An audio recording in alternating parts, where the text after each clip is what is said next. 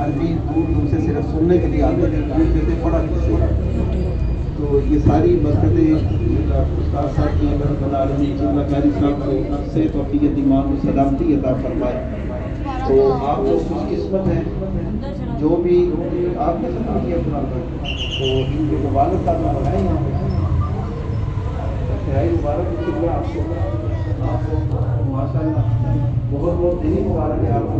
Papers تو بہت سارے کرانے والے ہیں اور ہوتے بھی ہیں.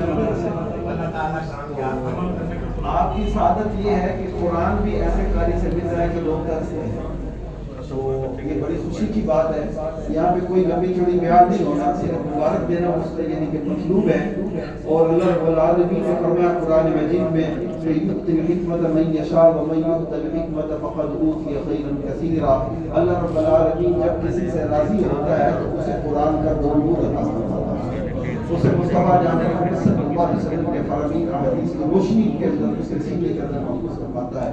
تو قرآن جب کہہ دیکھو قرآن کا اپنے بارے میں یہ کہنا ہے کہ ذالک الکتاب لا ریب فیہ، کہ اس کے اندر شک کی گنجائش ہی کوئی نہیں ہے. تو خالق کائنات جب قرآن مجید کے اندر کہے کہ میں جس سے راضی ہوتا ہوں اس قرآن کا اس سے بڑا خوش نصیب کون ہو سکتا ہے.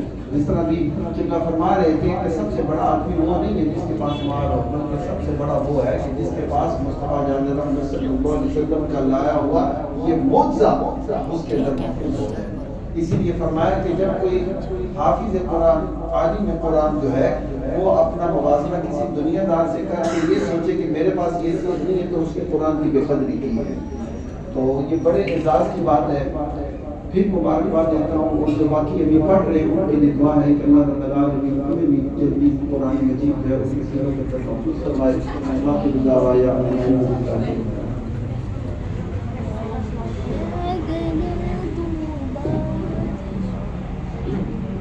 أعوذ بالله من الشيطان